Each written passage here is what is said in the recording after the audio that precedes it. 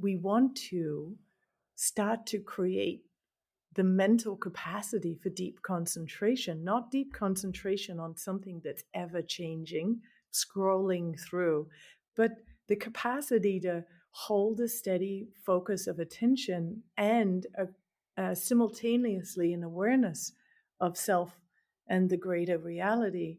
And in doing that, studies are showing this, the brain starts to heal. All the ways that the neural connections in the mind have become fractured through our use of modern technology. As we meditate, as we focus on a mantra, or we focus on our breath, and we cultivate this capacity for sort of a nice flow of awareness, the brain starts to heal. And then the mind-heart connection, it all starts to come together, and we get tapped into the deeper intelligence of being.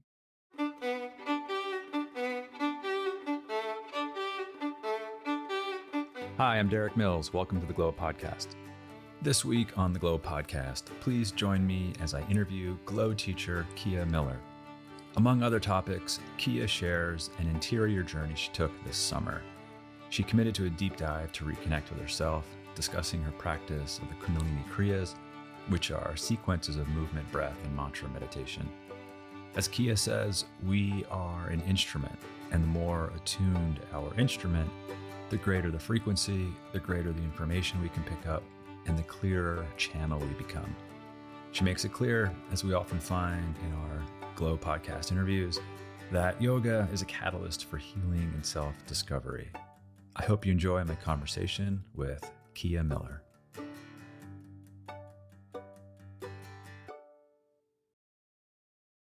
Hi, Kriyās. I'm so grateful to be here with you today. I want to note up front that I'm also grateful to have worked with you for more than 10 years and to have had the pleasure of spending time outside of work together, learning about your travels and interests, and just generally thank you for your support all these years. Oh, thank you, Derik. It's been an absolute joy for me as well, both on the personal level and definitely working with Glow. That's been just such a supportive relationship. So I truly appreciate it. Excellent. There are so many different ways we could take this conversation. We could spend easily hours just on like teaching or philosophy or your background. And I hope to cover and touch upon all of those and to some degree. Leading up to our conversation, I started dipping into some of your recent classes that have focused on the emotional journey and sort of deepening our experience with our connection to emotions and feelings. And I wondered if that might be a good place for us to enter this conversation. I know this isn't a new topic for you, but I suspect, as you and I of similar age enter into a different stage of life here, certainly the mid part of our journey, I can see how your understanding of these aspects of the inner life are evolving, and they're evolving in ways that resonate a lot with me. And so I wonder if that might be a good way for us to enter into this conversation. I love that, Derik. That's straight into the deep end, because the emotional body is such an important aspect of the yogic practice, doing practice in such a way that we can clear through the stagnant, unprocessed emotions of the past, ideally, so that we can begin to experience the full benefit of each emotion as it arises, and the energy and the information that it's bringing to us. So this summer, I went on a really deep dive within myself on an emotional level, and I got to learn things that I just didn't have such a connection to before. I've done a lot of healing work. I've done a lot of processing through Kundalini Kriyās, so dynamic movements and sequences of exercises and breath and mantra, meditation, all designed to clear the emotional body and help the mind settle in a stable, luminous place. And something happened this summer where I injured myself, tore my meniscus. So I injured myself to the point where I felt like I was brought to my knees, literally, in life. And I had to really do a hard stop. And when I did that hard stop, I decided, okay, I'm going to water fast. And I water fasted. It's part of a regular thing that I do. I went for 4.5 days. And then I decided to do a deep dive. And I just was journaling, meditating, sipping tea all day, basically. And I went on a bit of an emotional journey into my past and clearing things that I just hadn't felt before. And it was very powerful. One, I felt empowered that I could just hold space for myself while I was going through the process and not fear if I went into crazy anger or rage, not fear if I went into sadness. And I got to sort of clear some things that I hadn't allowed myself to acknowledge. I got to rewrite the stories a little bit, which was super helpful as well. And then I got to recognize how, culturally speaking, anger, fear, and sadness are not given the necessary space for so many of us in our life that we've learned to suppress them some way or another. Oh, this is not an appropriate time, or anger is not an appropriate emotion, or I can't be sad, I'm going to be seen as being too emotional, or fear getting to the point where we're not actually letting ourselves feel it. So then fear turns into like chronic anxiety, which I think a lot of us feel. So I got to explore in a very deep way. And part of what really helped me to get there was looking at the really 4 core emotions of joy, which we don't usually have any problem expressing. When it's there, it's there. We just tend to want it to stay there. Fear, so joy, fear, anger, and sadness. Narrowing it down to 4 core emotions helped me to begin to discern when I was feeling what, and to start to allow what I was feeling to show itself. And I learned so much. I learned so much about each emotion and the value that they have for us. So that was my journey as I went into the summer. And then I started to share those classes on Glow, just little tiny insights into some of what I'd been learning myself. I figured, knowing you, I figured there was some backstory to the inspiration. It's interesting. My journey into learning how to feel more deeply was also through an injury. And it started in 2020 with a herniated disc and 3 years of pain. And I agree with you. The entry into exploring emotions from a more granular point of view, as opposed to, there's the emotion wheel, right? Where you have like the core emotions, and then as you move out on the wheel, you can define or categorize feeling emotion in more granular ways. And so to look at emotions in a more macro sense like that is an easier entry point. And it was also a time for me of learning when in my life I say blocked access to not just anger, sadness, and fear, but also joy.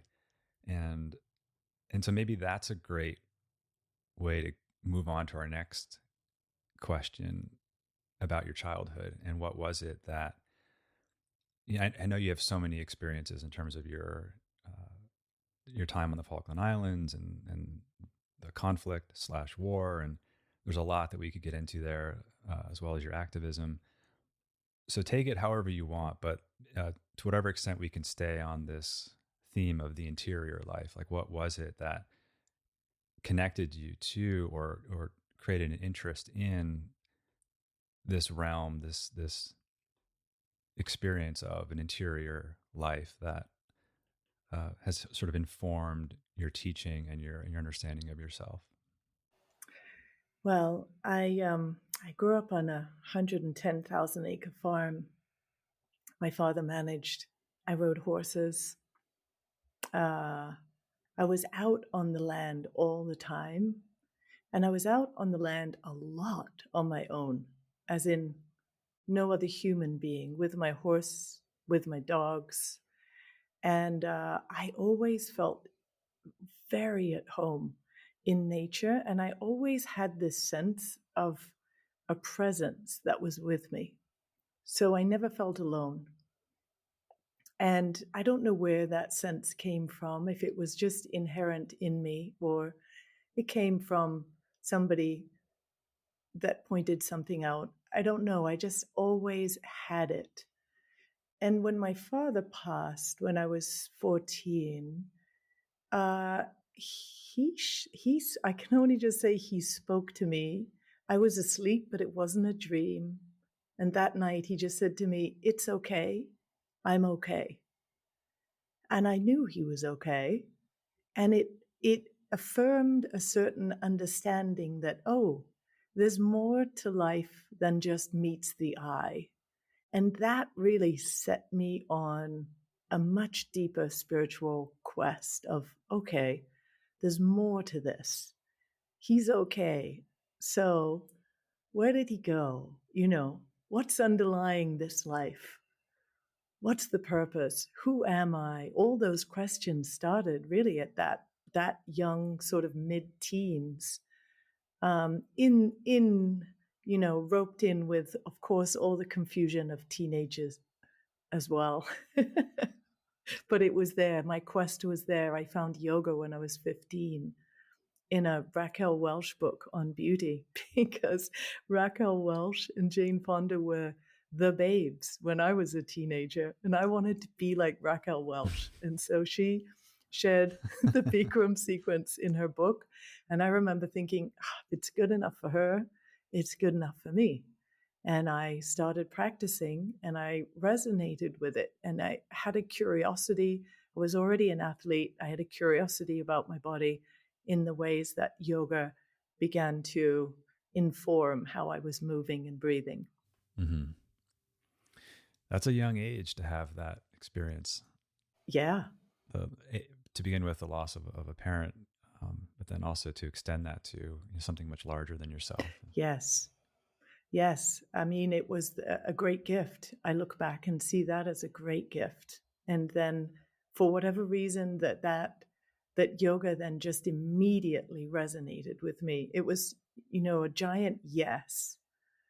And I love following those giant yeses. And I love how the practice of yoga helps us to develop that strong yes. So we use, the inner guidance system in our decision making, and so that was one for me. And I learned to not doubt it when I got such a strong hit about something.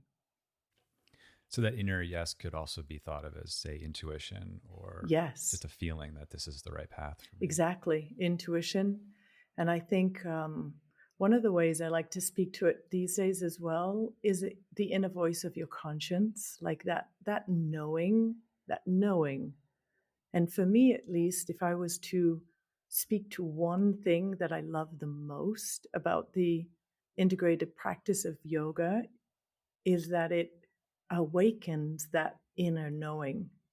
Or maybe better put, because the knowing is always there, it aligns us, it attunes us to that inner knowing so that we begin to think, speak, act from that place more and more and more. There's a continuity of connection that we create with that inner knowing.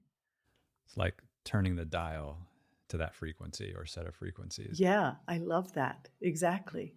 Tuning ourselves. Because that's what I often think of myself as an instrument, not just a physical instrument, but an energetic, psychological instrument that, we can, just like say on a piano or a guitar, through whatever it is I'm doing in that moment, whatever outcome I'm trying to achieve, there are different ways of sort of pressing on that note or set of notes to create a chord, to create a vibrational outcome of sorts.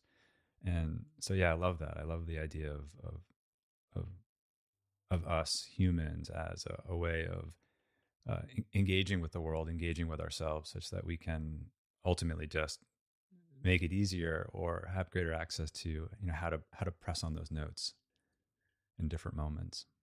Oh, I love that. I love that. It's so empowering. And it, just as you were speaking, the feeling I was having was that it depersonalizes in the best way the experience of self. We're an instrument, and the more attuned our instrument, the greater the frequency, the greater the information we can pick up, the clearer channel we become.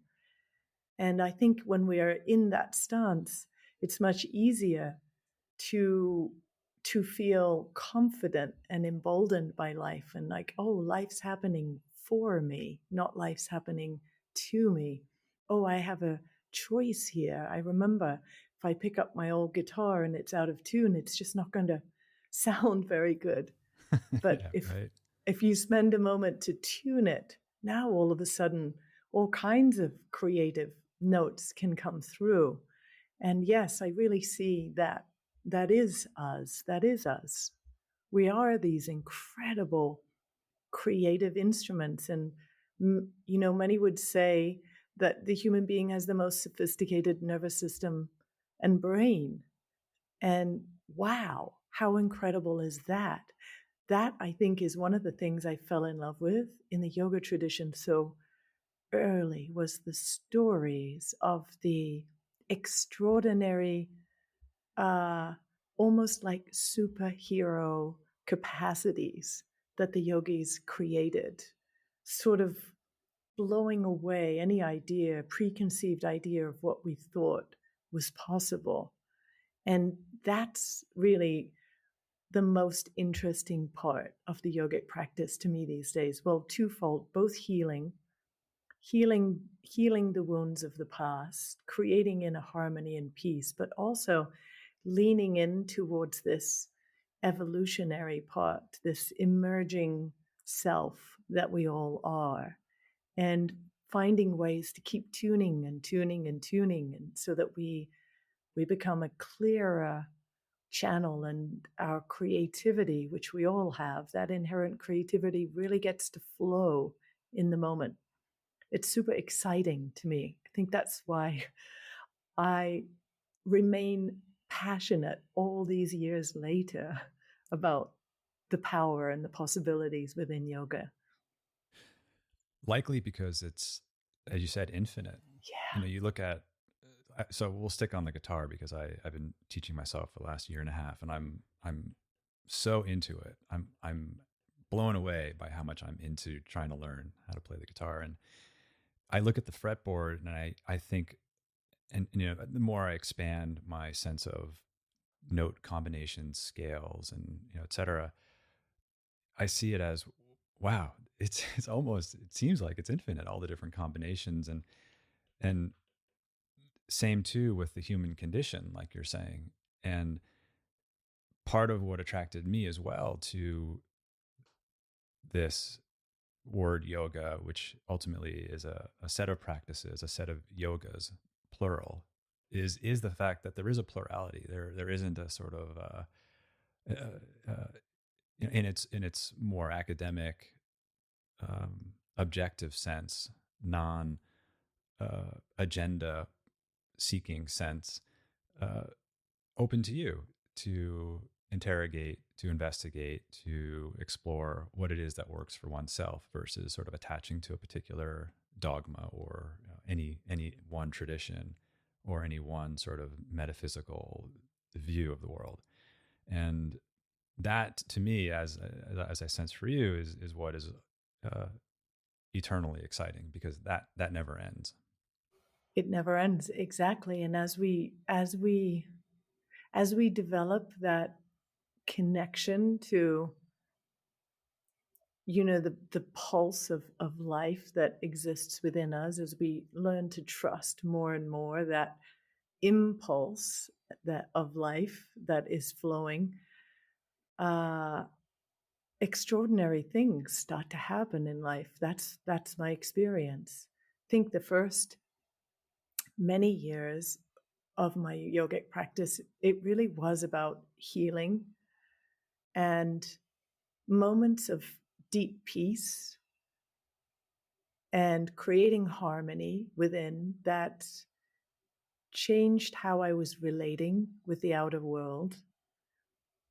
And then an experience during a Kundalini Kriya that completely transformed me in the moment. I went from all the noise of the mind, as we usually have, into deep silence, and just like a little distant voice saying to me, "Oh, that's who I am." As I kind of settled into myself, and in a glimpse, I just saw all of what I'd been projecting into the world as like false personas, and that sense of, oh, that's who I am. And once identifying that feeling of core self, there was no other need for a different kind of practice. It was like empowering me in that moment, as you said, clear of dogma, clear of any of that, to use that in a connection as the barometer that could guide me from one moment to the next, to help me to transform slowly from the being who was hiding behind so many masks into this being who was learning how to just stay in a deeper place of integrity, moment by moment by moment. And of course, that's a journey. And what a gift to experience it at this point in your life. Yes, one could wonder, had you experienced it earlier, what might have been different, but some never get to experience that.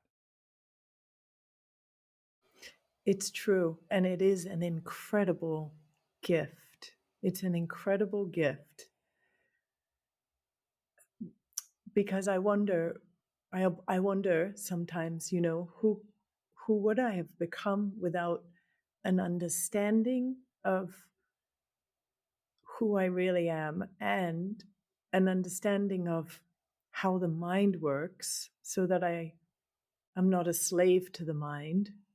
I'm not a slave to my emotions, as we were speaking to in the beginning, to just be able to take full sort of self-authority.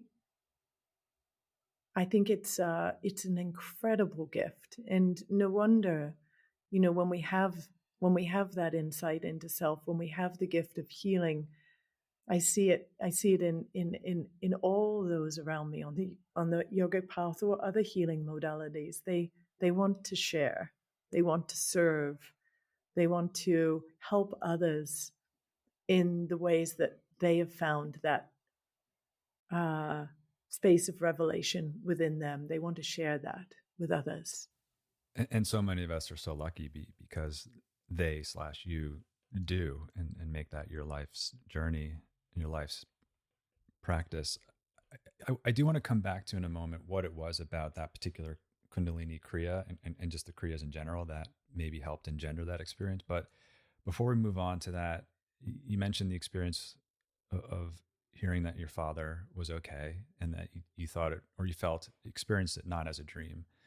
But then also the combination of the two-pronged navigation of healing and emergent self, I have benefited so much in the past 3 to 4 years as part of my healing and emergent self/selves journey, that I'm curious if dreams play a role in any way in terms of like how you maybe do or do not work with dreams, what your take on the unconscious is. And certainly for me, dreams have definitely helped me experience a greater humility and compassion, but also helped me see myself not so much, yes, as a coherent self, but then also that coherent self is comprised of many selves in a healthy way. And so I was just curious what your point of view is on that, and if to what extent that has also contributed to some of your recent learnings and evolution. I believe my higher self, higher reality, whatever we want to call that, unseen, benevolent force that's holding this universe in place or that's guiding us, whatever we want to call that, it it speaks to me often in that sweet space where I am between asleep and awake, and often it will just flow in, and just I receive all this insight that can completely change the way I'm relating in the day from the moment I wake up onwards. So I do believe that there's power in that. The yogis say that the superconscious state that we arrive in when we are in a state of yoga, a state of complete union, or as we might call samadhi, that state is the same as the state that we dip into when we are in deep sleep. It's the same brainwave state. It's just that in the superconscious state, we're aware. And when we drop into deep sleep, the mind, the sensory mind, closes down from the outside at least, and we're not then connected as a self. We're unconscious. And so we're dipping into this luminous mind state. We're just not aware of it at nighttime. And so I think oftentimes when we're going to sleep, there can be a lot of processing dreams, depending on what we've been mentally and emotionally engaged with. And when we're coming out of that deep superconscious state, we might still be processing if there's a lot going on in our lives, but we may also be in that sort of sweet place of receiving insight, seeing things more clearly that we can bring into our day. Last night, I was up a lot during the night, and I was learning something. The funny thing is, I was awake at times, and I was actually sitting up and contemplating it. And yet this morning, I couldn't remember it, but I know that it's there. There's a certain frequency where I really dialed in and learned something. And I think if I drop in deep enough, I could probably go back there. But yes, it's an infinite subject, isn't it? It's an infinite subject. I'm sure everyone listening could relate to the times where dreams have felt so healing or prophetic or any of the things that dreams can be, and that alert us to the fact that there's more going on than meets the eye. Yes, it seems perhaps the unconscious is monitoring what we do and somehow plays a role in our homeostasis, keeping things in check. The more I speak with people about dreams and read books about dreaming, the more confident I feel that dreams are playing a crucial role in our emotional health. But let's go back to this moment in the Kriya that you were referring to. Like, what is it about Kundalini Kriyas in general? And if there was something specific about that particular moment, like what was that? Yeah, well, two things there. I think with Kundalini Kriyas in particular, we're moving often dynamically. And that has a direct impact on the autonomic nervous system. So it starts to shift the autonomic nervous system and kind of give us an in to that deep operating system. And so it's powerful. Just for example, if you're spinning side to side, inhaling, exhaling, or any version of these dynamic moves, just creating a shift in the energy system, a shift in the brain, a shift in mind body connection, mind breath connection. It's all shifting slightly. And you're building energy. And usually in the Kriyās, there are a sequence of these, sometimes dynamic, sometimes stationary postures. And each posture is building energy. So you're enlivening energy, you're moving it from stuckness and you're enlivening it, and then you're directing it, usually to the heart or to the third eye, and then you're stabilizing it. A lot of energy is awakened in the navel. That's what I was doing when I had that experience. I was really awakening energy in the navel to such a degree that it just flushed through my entire nervous system. And I had this awakening moment. But Kriyas do that. And often you're moving your body in ways that you don't in your daily life. And so that also stimulates something energetically different. Often you're doing something that for your ego's comfort is going on way too long and you want it to stop. But if you just persevere on a little bit, there's a breakthrough. It's like the grip of the control of the ego that's wanting to keep us the same, that's wanting to keep us safe. All of a sudden it releases and we get a glimpse beyond. Then we inhale, we hold the breath, and we pause, and all that energy that's been building and moving just it stabilizes as we're paying attention. And the depth of stillness available in those moments between the poses is really, that's where the alchemy happens. We're still, the subtle body, the energy body is just still swirling until it too settles. The deeper you pay attention, the deeper the integration in that moment. And we get glimpses into the self beyond the limitations of the lower mind. We get glimpses into the feeling state where there's not that feeling, let's just say the feeling state where we're not grasping for anything and neither are we pushing away. There's such a sense of wholeness in the moment that we're not waiting for the next moment to show up so that we're okay.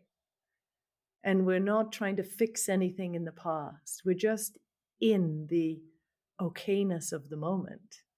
And the longer we stay there, and studies are being done nowadays that show this, the longer you stay there in that place, the more the whole physiology of the body starts to shift to reflect that state. And the more emotionally you begin to balance and attune to that state. So going back to our idea of the tuning of the instrument, this is what we're doing through the practice.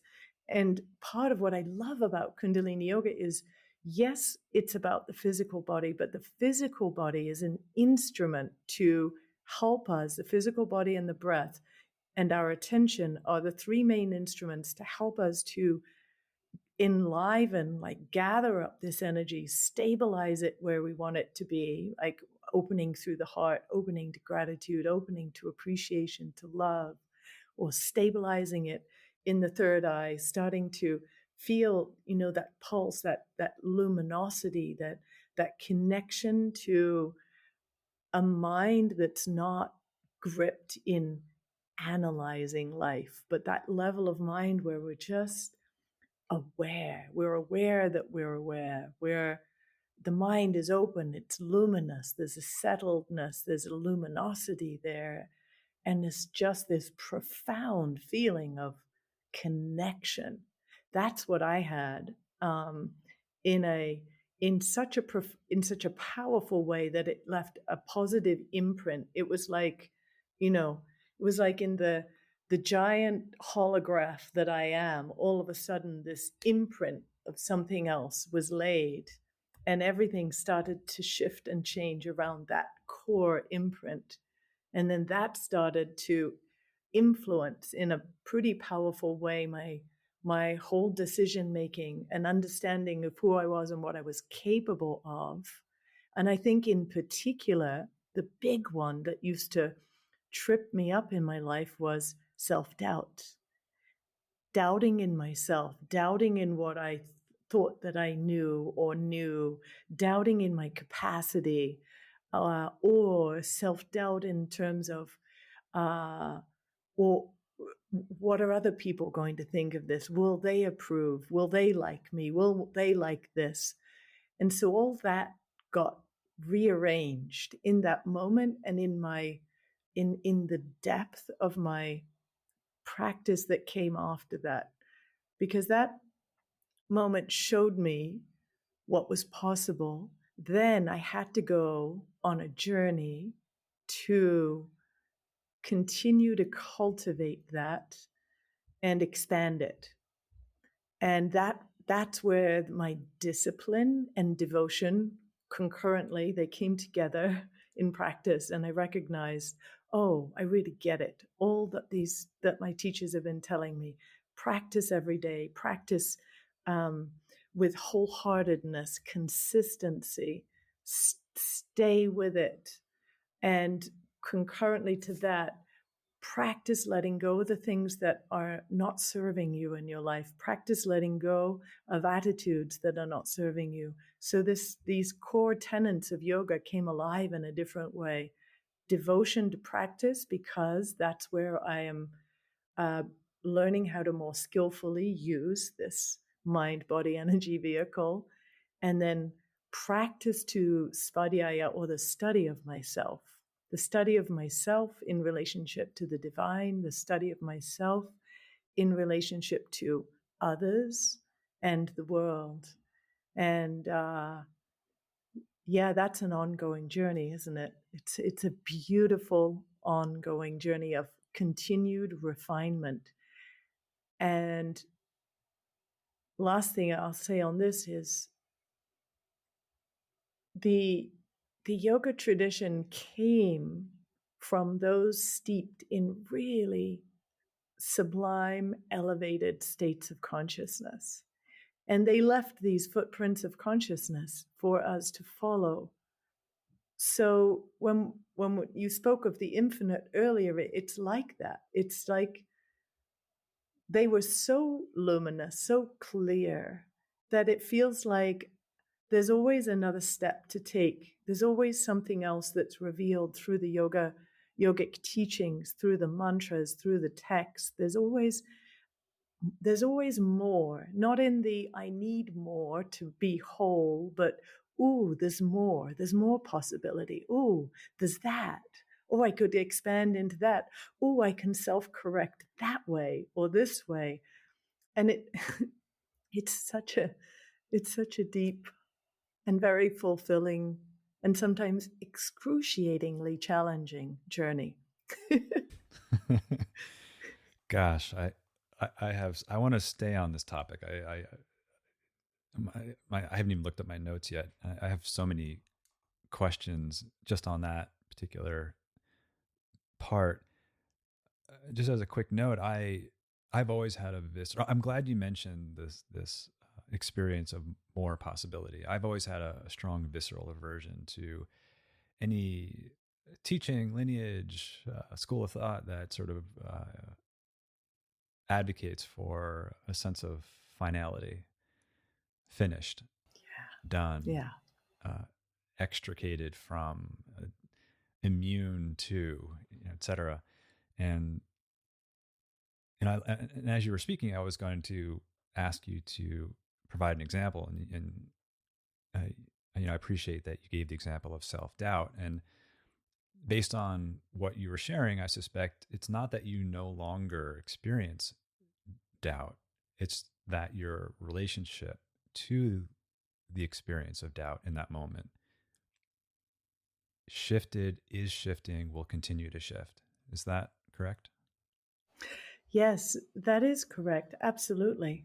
And I feel that it's the same for so many of these whether it's self-doubt or whether it's need for approval or whatever the thing is that's tripping us up. The more present we are in our lives, the quicker we can catch ourselves falling into something, and then the quicker we can self-correct. Mm-hmm. Until there's a sense of it in your field. You're like, oh, okay, why am I feeling like this? And to me, that's the most empowering thing. Okay, well, why am I feeling like this? What's really going on? And taking a moment to stop, like pause, tune in, feel what I need to feel, and then move on from that place. Because I think for myself, at least, and for many of us, we just try to push away the things that we don't want to have to deal with in the moment, and yet they come in for such a powerful reason. They're there. They're not just there randomly. They're there because there's something in you that needs to be looked at. For example, if I'm really ungrounded and I haven't taken a moment to connect and really tune in, then that self-doubt could easily come in and throw me off my center, or my need for approval, or whatever those core unconscious driving desires may be. And so learning to pause, to stop, to connect, to be okay, to take these moments of self-reflection, self-correction. And a lot of that for me has been learning to slow down so that I can be sensitive to what's arising in the moment. I can make myself bigger and make space for it, and not use so much energy trying to push away things that are just feel like they're taking me off wherever my mind wants me to be. So then what happens is we become more emotionally intelligent and tapped in at a deeper level, because of how much energy is taken from the creativity with which we engage in the moment. So much energy is taken from that if we are trying to push things away that we are deeming to be undesirable in the moment. And then the practice is there because sometimes that which we're deeming to be undesirable can have such an intense pull on us mentally and emotionally that it can threaten to overpower our sense of self in the moment. So I really recognize that that's true for so many. And so in that case, the practice is there to help to raise your energy, to attune you to a different frequency, to clear your mind so you can more clearly perceive that which was threatening to overcome you emotionally, mentally. You can perceive it from a different place. It has less power over you. And the more you can relate to it in that way, the less power it has over time, until that which used to emotionally, mentally topple you over is no longer has that power. It rises up in your field of awareness and you can notice it, and with detachment, let it go. So to me, that's the deepest work of yoga. And when I speak to challenge, it's usually some aspect of myself that's rising up, that's been living in the unconscious, that is some aspect of my ego, my need, my I, me, my mine, whatever that is, whether that's coming in the negative form of doubt or whether it's coming in an attachment to whatever. The challenge is for me coming on the inner level, and the way to deal with it is to practice. Raise your energy, raise yourself in the moment. Learn to transcend, not so that you can avoid, but transcend enough that you can look at it with different eyes, with neutrality, and begin to sift through that monster that you had somehow subconsciously created until it has no power anymore. And I appreciate you added that bit after transcend. It's to transcend, or to be in transcendence while not avoiding. Yes. I think oftentimes the use of the word transcend can be coupled with a sort of sensibility of avoidance or passing over versus going through and being with. Yes, exactly. And I think that's why in yoga, there's so much emphasis when you do deep Kriya work or pranayama meditation to learn to stabilize energy at your third eye and to strengthen your power of discernment so you can see clearly. You can see much more clearly what's real and what isn't real, what is a threat, what isn't a threat, what is a part of a story you've created versus what is true. And that then you can move to the heart and begin to sort of clarify on that emotional level. Yeah.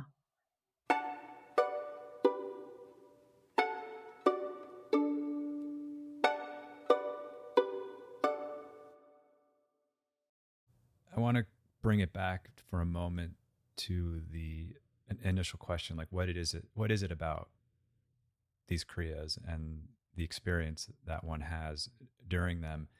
And I've heard you speak to this. If any of this has sounded a little sort of inaccessible or esoteric, I've heard you speak to how simply the experience of why am I doing this, or I feel silly doing this, or gosh, I just want to stop. Or can you expand on that? Because I think that also is a very powerful entry point to maybe someone experiencing it for the first few times.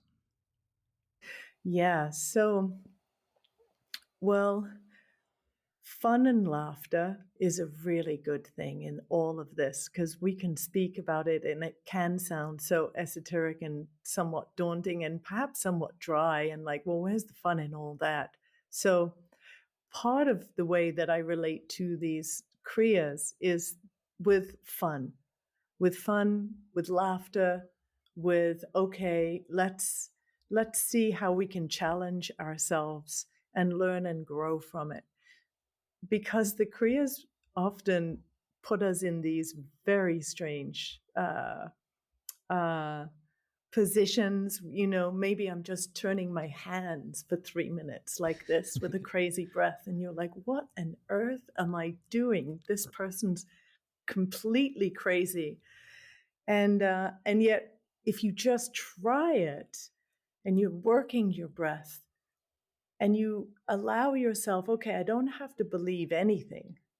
I'm just going to try it. I'm going to be my own scientist here. I'm going to try it and I'm going to see how I feel in the moment. And so that's what I encourage people to do. Try these kriyas because they're going. But even just that takes a lot of vulnerability. Yeah. Or can take a lot of vulnerability, and to simply just board that train as a leap of faith. It is. It is. And I think it is. So then the other really, maybe one could say prerequisite when you come to these practices is just have an open mind and be curious. Open-mindedness, curiosity. At the very beginning of the Yoga Sutras of Patanjali, one of the core texts on yoga, it's the first line is Atha Yoga Anushasanam, and now the practice of yoga. And one of the ways to look at that Atha word is, okay, and now I've tried everything else. I'm suffering in life. I'm uncomfortable in my body. I'm reactive in my life. I'm caught in these ever spinning wheels of negativity. I've tried so many things. The Western world wants me to medicate. And yet we know that there's other ways through. So I've tried all of that. And now yoga. And why yoga? Why? Why not something else? And my my answer for that is just, these are tried and tested practices over thousands of years. This is not just somebody made something up overnight and you're being asked to do it. These are tried and tested practices, and they're going to hit you on all levels of your being. You're going to learn how to find comfort in your body, the asana, the comfortable seat. You're going to learn how to change your energetic state so you're not going to be stuck in negativity. You're not going to be stuck in your depression or stuck in a chronic state of anxiety. There's ways, using these movements, using these kriyas to transform our state of being. And then there's meditations, there's breath work, there's mantra, using sound to really hone the mind, to train your mind and heal your mind. I think the thing about our modern lives is we spend so much time on these devices, and it's affecting the mind chemistry. It's affecting the way our minds are wired. And we want to start to create the mental capacity for deep concentration, not deep concentration on something that's ever changing, scrolling through, but the capacity to hold a steady focus of attention and simultaneously an awareness of self and the greater reality. And in doing that, studies are showing this, the brain starts to heal. All the ways that the neural connections in the mind have become fractured through our use of modern technology. As we meditate, as we focus on a mantra, or we focus on our breath, and we cultivate this capacity for sort of a nice flow of awareness, the brain starts to heal. And then the mind-heart connection, it all starts to come together, and we get tapped into the deeper intelligence of being. And that sense of loneliness and disconnection that can plague us so deeply at times, it disappears because the intelligence of our being is on board. And then we realize, oh, there's nothing wrong with me, that I feel disconnected, dissociated, distracted, whatever that may be. It's not a core flaw with ourself. It's just that we're out of tune. We're out of tune, and we keep doing things that bring us more out of tune. And wow, what could happen if we got in tune? And what could happen if we got into not just individually, but what could happen if collectively we got in tune? That's where the emergent, possibilities start to come through the collective, and we find solutions for things we didn't think there were solutions for before. And we start to access deeper, flow state that athletes speak about so much. It's there and available for each and every one of us. It's in fact our natural state of being. And these practices are designed to bring us to that. It's not a dogma. We don't have to believe in anything but ourselves and our own capacity, using certain techniques and tools to heal and to access greater states of consciousness, to release ancestral stuff that we've all been carrying. It's like the possibilities that exist for us are endless and so exciting. And when I see people light up through doing a practice, it's so joyful for me to see somebody either burst into tears, and then from tears move into pure joy, and then to see and witness that feeling of clarity and lightness of being that comes over one from seeing how much power they have and that they can tap into through the practice. So, and how have you found teaching online? Like, what has surprised you about it? I love teaching online. I always loved it. And what it is when I look into the camera, I feel like there's no such thing as time and space. Hmm. That whoever is connecting with me, whenever they're connecting with me, that we're together in the now. And I've always felt that when I'm sharing my classes, that I'm with you, whoever you are, in that moment that you're practicing. We're together. That exists. In the eternal now, that moment exists, and we're together. And I feel that. And that's what I have reflected to so many people, from so many people to me. Oh, I feel like I'm really with you. And that's what I've learned since COVID is how connected we all are through the unified field. You know, what the quantum physicists call the unified field, what the yogis call the Hiranyagarbha, the womb of life. That the space that connects us all is not devoid, it's not empty, it's full, brimming with intelligence, brimming with the subtlest form of consciousness.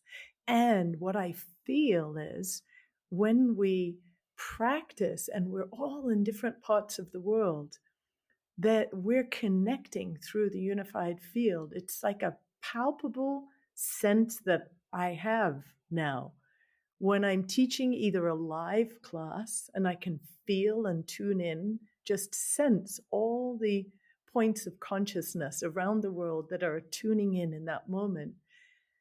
And that, I think that is helping us evolve as human beings, being able to tune in this way. So that's on a collective level. And then on the individual level, the ease at which people can make yoga a daily practice because it's in their home, the ease with which they can choose a focus, a time of practice, a particular thing to focus on, or a class that they want to do for 40 days, or whatever that is. I think that's empowering us as individuals, that we can do practices online in this way. We don't need to travel half an hour to a studio. We can, and we can be in community, and it's wonderful. And if we're busy in our life, we can just turn on, and there it is. There's glow, and there's class. It's fantastic. Wow, that's beautiful. And there is a consistency there. Like, there's no question that feeling of connection that you have, that experience of presence and unification with others that you're having, that is emanating through. And we know that that's landing on the other side, which you hear all the time as well. My Glow members reaching out to you, or them running into you on the street, or attending your training, etc. Thank you, Kia. This has been so wonderful and inspiring, and I am looking forward to sharing this with our listeners. Thank you. Thank you so much, Derik. I really appreciate this opportunity to connect more deeply, to share more deeply.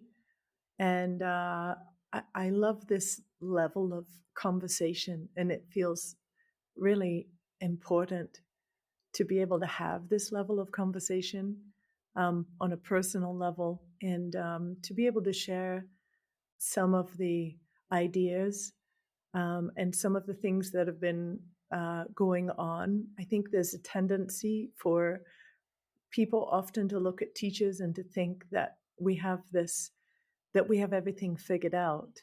And I love to share what's happening for me, not in an indulgent way, but just simply like, yeah, we're all subject to this human condition, and we're all doing the very best we can. And when we remember that, our compassion for each other grows exponentially, because we understand that life can be so challenging. And how can we be there and show up for each other in a way that's, really relevant and meaningful? So thank you for this opportunity to share and to speak with you. Thank you. It feels important to me as well. And yes, we're all experiencing this thing called the human condition. Yes. Thank you, Kia. Thank you to our entire team behind the scenes at Glow. I'm so grateful for your care and commitment to serving our members around the world. Thank you to our teachers for so beautifully sharing your gifts and talents. I'm also grateful to our lovely community of Glow members. You've supported us since 2008, and because of you, we get to continue to do the work we love. It's the combined support of our team, our teachers, and our community that grants me the privilege to continue to bring you the Glow podcast. Thank you to Lee Schneider at Red Cub Agency for production support. And the beautiful music you're hearing now is by Carrie Rodriguez and her husband, Luke Jacobs. And remember, take care of yourself because our world needs you. Thank you for coming on this journey with me. You can find the Glow podcast on Spotify, Apple Podcasts, or glo.com/podcast, or wherever you listen to your podcasts. I'm Derik Mills.